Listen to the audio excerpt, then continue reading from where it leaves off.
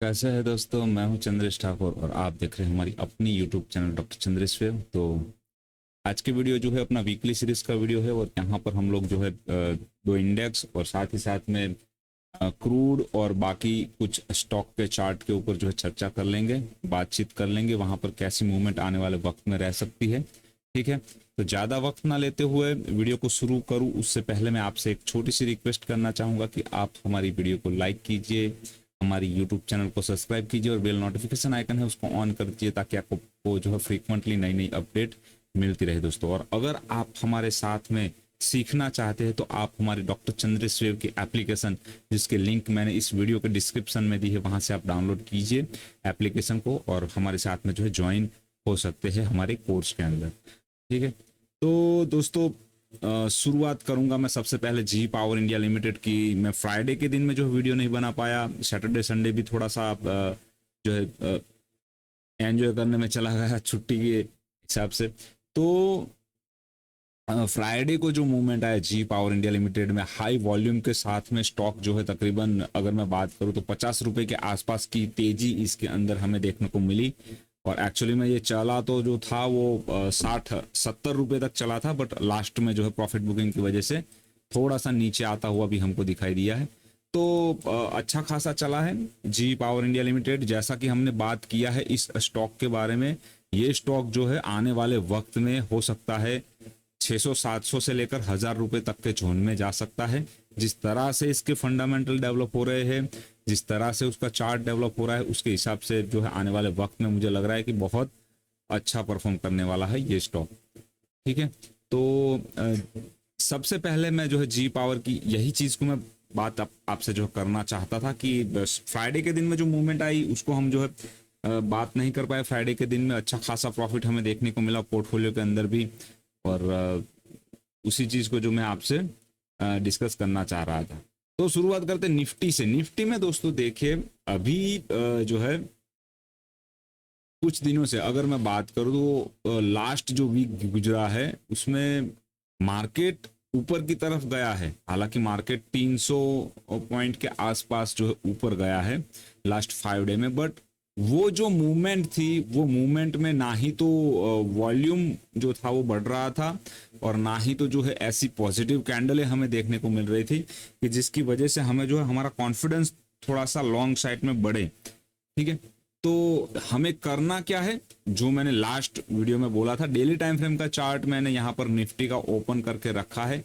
बहुत बारीकी से हमें यहाँ पर जो है बैठना है, सावधानी से बैठना है। अगर हमारे ये वाले लेवल नीचे की साइड में टूटते हुए नजर में आते हैं, यहाँ से नीचे की साइड में, तो हमें शॉर्ट पोजीशन लेनी है। और यहाँ से हमें जो है अभी फ्रेश अगर पोजीशन लेनी है तो लॉन्ग भी आप ले सकते हैं, बट दोनों में स्टॉप लॉस अपना जो है ये वाला रहेगा।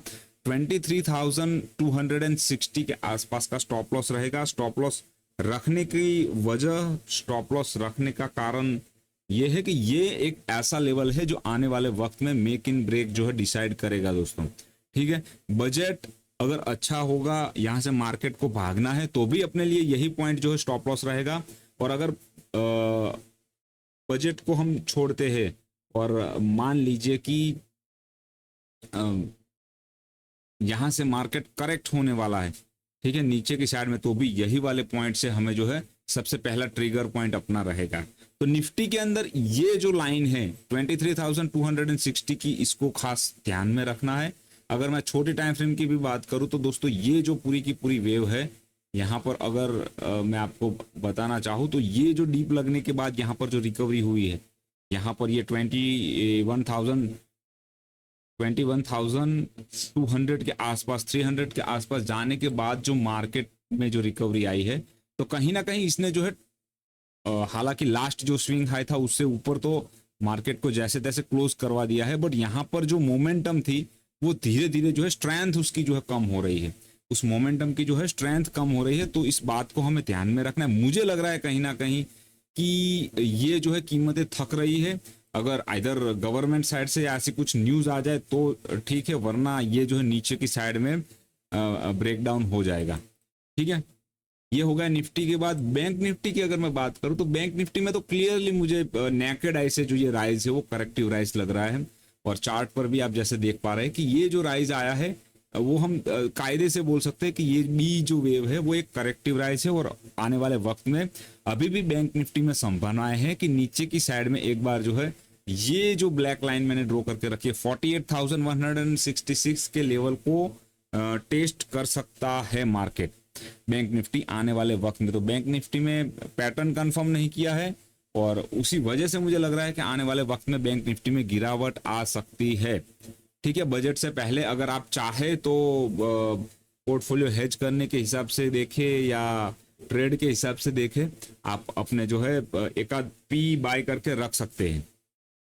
ठीक है, बैंक निफ्टी की ये बात हो गई, निफ्टी बैंक निफ्टी दोनों की हमने बात कर ली। अभी दोस्तों जो है हम सबसे पहले देख लेंगे HDFC बैंक का चार्ट। HDFC बैंक के चार्ट को हम देखेंगे। तो HDFC बैंक ने जो है दोस्तों, अगर मैं बात करूं, यहाँ पर मैं डेली टाइम फ्रेम से ही बात करना चाहूंगा ताकि इसको हम अच्छे से समझ पाए। 0 to B ट्रेंड लाइन को पैटर्न कंफर्म किया नहीं है, यानी कि ये जो कोई भी राइज है ये एक करेक्टिव राइज है, और आने वाले वक्त में ये वापस से नीचे की तरफ HDFC बैंक आता हुआ हमें नजर में आ सकता है। इसको मैं वीकली टाइम फ्रेम में एक बार स्विच करना चाहूंगा HDFC बैंक को। तो A, B और C, यहाँ पर C कंफर्म हुआ, बट यहाँ पर जो जितने वक्त में वो ऊपर जाना चाहिए ये 0 to B trend line break करने के लिए, उतने वक्त में ये ऊपर गया नहीं है।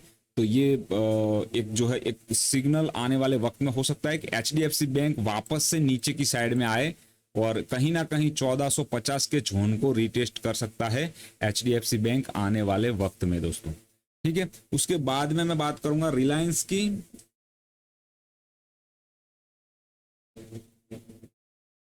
तो रिलायंस को देखे, रिलायंस में मैंने पहले भी आपको बोला था कि ये जो स्टॉक है ये आने वाले वक्त में 3200-3300 रुपए के जोन में जाने की कहीं ना कहीं कोशिश करेगा।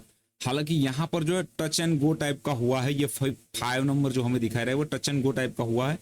तो संभावनाएं हैं अभी भी यहाँ से, अगर ये कंटिन्यूएशन यहाँ से आता है ऊपर की साइड में प्राइस में, अगर ये 3030 के लेवल को अगर ब्रेक करता है ये लाइन को, यानी कि यहां से अगर मैं गिनूं तकरीबन 80-90 रुपए तक की अगर तेजी दिखा देता है, तो फिर आने वाले वक्त में 3200-3300 तक के लेवल रिलायंस में ओपन हो जाएगी। अगर नहीं निकलता है और यहां से अगर वापस नीचे की साइड में ये घूमता हुआ नजर आता है आने वाले वीक में, 1-2 दिन में, 5-10 दिन में, तो हम इसको समझ लेंगे कि ये वापस से जो है 2730 के जोन में आएगा। तो अभी कोई फ्रेश पोजीशन के लिए ये नहीं है, ये कीमतें हैं जो फ्रेश पोजीशन के लिए नहीं है। अभी के वक्त में अगर मैं आपको बताऊं तो ये कीमतें जो है वो एक फंसे हुए जोन में है, और यहां से आपको अभी कुछ नहीं करना है, वेट करना है। आइदर ऊपर की साइड में ब्रेकआउट मिले, आइदर यहां पर ये जो है रेजिस्टेंस, इसको टच करने के बाद हम इसको जो है नीचे की साइड में शॉर्ट कर सकते हैं। तो ये दोनों साइड रिलायंस फंसा हुआ है अभी इसमें हम कुछ नहीं कर सकते हैं। ठीक है, तो ये रिलायंस की बात हो गई अपनी। इसके अलावा अगर मैं बात करना चाहूं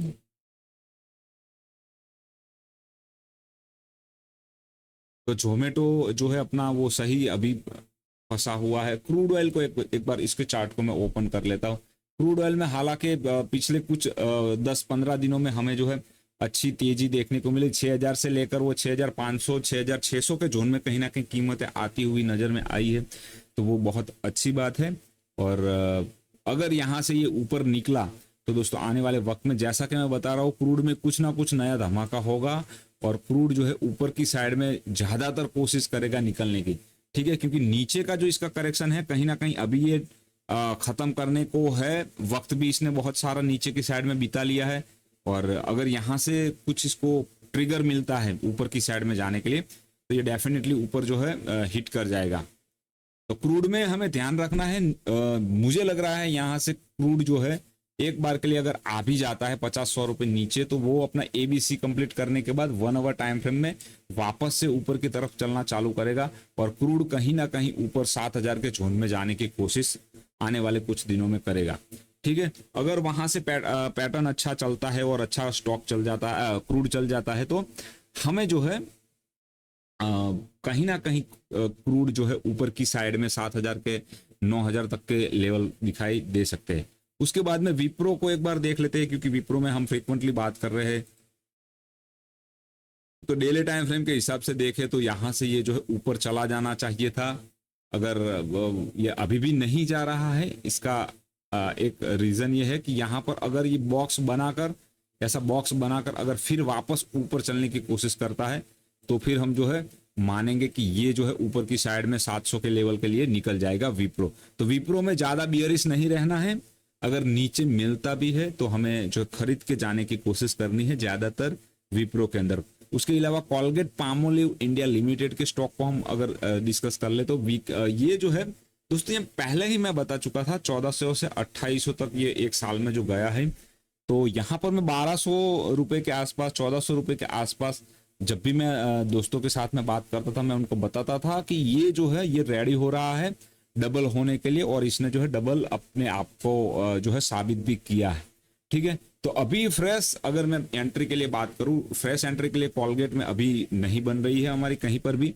हम बाय ऑन डीप का इंतजार करेंगे, अगर हमें कोई अच्छा करेक्शन मिलता है, कोई सस्ती कीमतों पर मिलता है कोलगेट, तो आने वाले वक्त में देखेंगे। उसके अलावा जुबिलियंट फूड वर्क की अगर मैं बात करूं आपसे, तो जुबिलियंट फूड वर्क है वो वीकली टाइम फ्रेम में कंसोलिडेशन कर रहा है। अगर यहां से ये निकल गया तो इसमें भी जो है ताकत है डबल होने की कहीं ना कहीं। ठीक है, तो इसको भी हम ध्यान में रखकर चलेंगे। इसके अलावा आईसीआईसीआई बैंक को हम देख लेते हैं। तो आईसीआईसीआई बैंक में देखिए थोड़ा सा जो है ये ओवर स्ट्रेच चार्ट है। मैं चाहूंगा कि एक बार के लिए ये जो 1050 के जोन में अगर हमें मौका देता है आने वाले कुछ दिनों में, तो आने वाले 1-2 महीने में, तो ये अच्छा हमारे लिए होगा। और यहाँ पर ये काम करेगा, ये बाकायदा काम करेगा ऐसा, और काम करने के बाद में ऊपर जो है जाएगा आईसीआईसीआई बैंक। उसके बाद में हम बात करें इन्फोसिस की, तो इन्फोसिस जैसे मैं बात कर रहा हूँ पूरा आईटी जो है, आईटी सेक्टर अभी निकलने वाला है। हो सकता है 6 महीने के अंदर निकले, बट ये निकलेगा जरूर, और आने वाले वक्त में ये आउट परफॉर्म करेगा आईटी सेक्टर। तो इसको हमें जो है अभी लेकर चलना है। उसके बाद में अगर मैं बात करूँ तो एक्सिस बैंक को हम एक बार देख लेते हैं, एक्सिस बैंक क्या कहना चाह रहा है। एक्सिस बैंक में देखिए 2 वीक में कुछ भी काम उसमें हुआ नहीं है। ठीक है, 2 हमें डोजी कैंडल देखने को मिली है। तो ये जो डोजी कैंडल है वो कहीं ना कहीं एक दिमाग के अंदर हमें जो है एक शक पैदा कर रही है। और यहाँ पर हम लोग अभी ध्यान रखेंगे, क्या ध्यान रखना है कि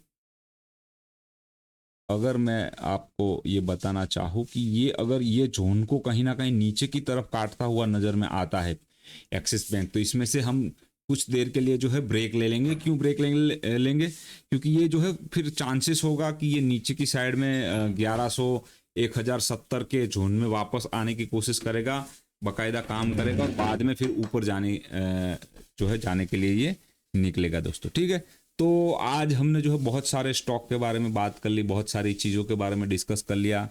आपको वीडियो कैसा लगा इस का फीडबैक जो है आप कमेंट सेक्शन में लिखिए। अगर आप कुछ भी सुधार चाहते हैं तो उसके बारे में भी हमें जो है कमेंट सेक्शन में बताइए, तो हम डेफिनेटली ट्राई करेंगे उसके अंदर जो है सुधार लाने के लिए। तो thank you for watching video, thank you very much. जय हिंद, जय भारत, वंदे मातरम दोस्तों।